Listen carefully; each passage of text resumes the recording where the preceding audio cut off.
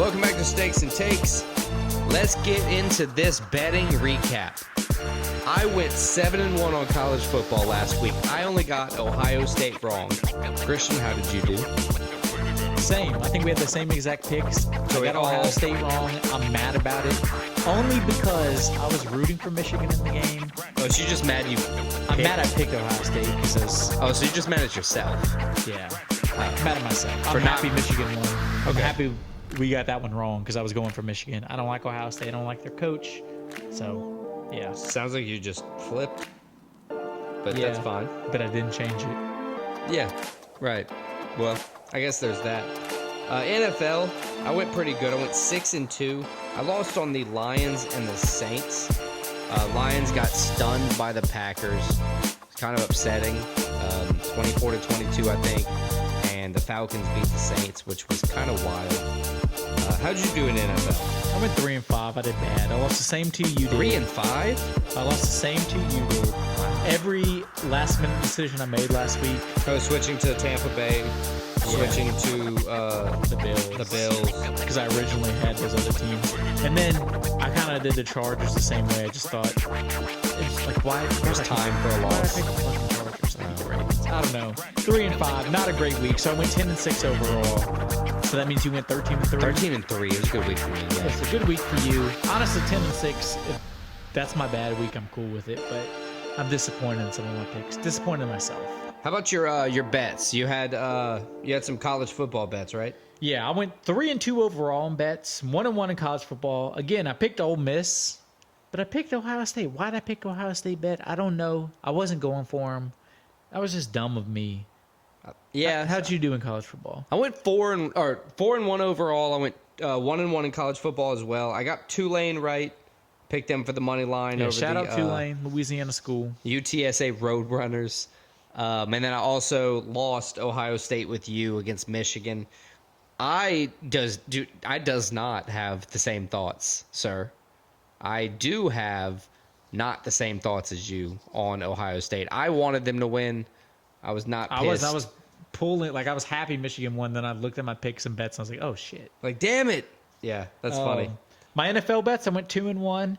Should have been 3-0. The Bills should have won that game against the Eagles. That was one of the bet I lost was the Bills money line. My bad. I had three college bets. I had the over of the LSU game as well. There you go. We over knew that was 66 and a half points. So yeah, I had the Bills lost, but then I had the Niners and the Chiefs winning money lines. Both of them won pretty easily, so I'm happy with that. 3-2 overall bets. Yeah, I took the opposite of your Bills pick. That was one of the ones where you did the last minute switch. I picked the Eagles to win that game. It took to overtime, but then, the non-clutchness of the Bills paid off, and the Ravens won over the Chargers, which I think that was pretty much assumed at that point. I was pretty happy with it. But moving into this week, we got, each five new stakes to make. 5 new stakes, but let's start with our upset of the week. All right, what's your upset of the week? So my upset, this is the first time my upset of the week is not one of my bets. Mine too. So I'm taking the ACC championship game. I'm taking the Louisville Cardinals to beat the Florida State Seminoles as my upset of the week. Nice. Upset of the week will be your Louisville Cardinal money line. What's the odds on that? Is like plus 200, plus 190? Actually, plus 114. 114. Oh, more kind of a toss-up. But I get why it's close because they lost their quarterback. FSU lost their quarterback. They're not the same without Jordan Travis. Right. My upset of the week, I'm actually going to take the Carolina Panthers, where it's not a game we're covering this week, but I don't have a big game that I like that I'm not already making a bet on. So I'm taking Carolina Panthers against the Buccaneers. Panthers money line. It's a plus 200 line. Upset of the week there. I mean, I could see the Bucs not winning that game, but I just don't believe in the Panthers enough to bet on them. But that's why it's our upset of the week. So for my bets this week, I got 2 MMA, 2 college, and 1 NFL. I have 2 MMA, 1 college, and 2 NFL. So my 2 MMA bets, I got the Soriano money line minus 265 in the main card opener to beat Stoltzfus, and I got the Rob Font money line minus 130 to beat Davis and Figueiredo. So it only took an hour, but you finally figured out how to say Stoltzfus? Oh, me too. Nice. Good. That's good. I actually think Soriano's going to win as well. I switched my stuff last second, so I actually also put a money line bet on Rob Font.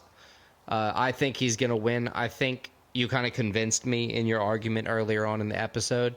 But I also put a bet on Sean Brady money line. I think he's going to go in. I think he's going to handle Kelvin Gastelum after his wild TKO loss to Bilal Muhammad.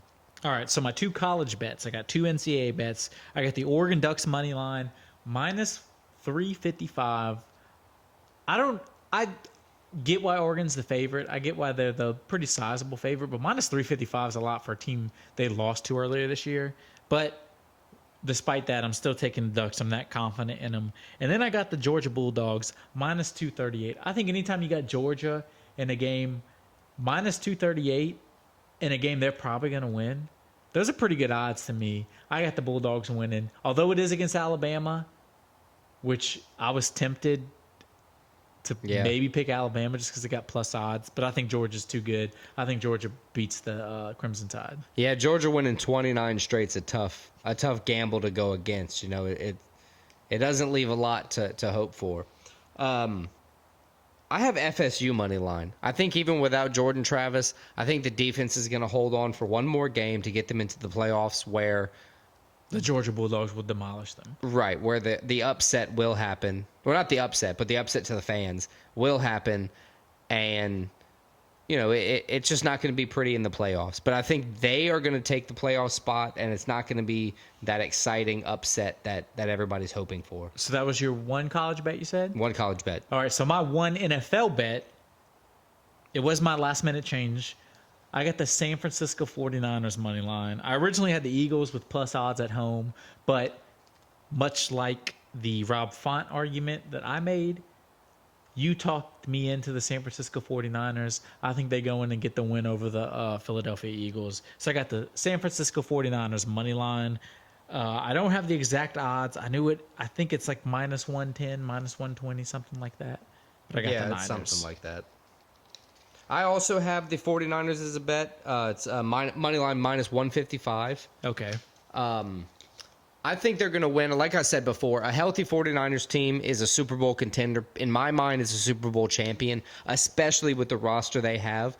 Of course, we haven't seen a whole bunch of production from George Kittle this year, but the reason that is because they haven't needed it. Like, glaringly things. George Kittle does things that don't show up on the stat sheet, too. Like, he can. Right, he's a good blocking tight end. He's a great blocking tight end. He opens up lanes for a running back like CMC or a wing route like Deebo Samuel he's or Ayuk. He's a team guy, too. He's a locker room guy. Everybody loves him. So, I got money line 49ers, and my last bet is going to be Texans money line over the Broncos. That toss-up of a game, I think with the Broncos not having, like, the most powerful offense, I think the Texans having really the number 1 through the air offense are going to at least put up enough points to get the job done.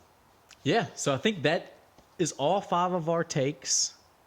Our stakes, I'm sorry. Yeah, we gave you all 16? 14? 14. I think it's 14 of our takes. 6 and 5 and 5. Yeah. So that's 16. So that kind of wraps that up, and that wraps this episode up of Split Decision, episode 24. Check us out next week. We're going to recap UFC Austin, Conference Championship Week, and Week 13 in the NFL. And we're also going to take a look ahead to UFC Vegas 83, Song Yadong versus Gutierrez in the Apex in Vegas. Be prepared for some leg kicks on that one. See you next week.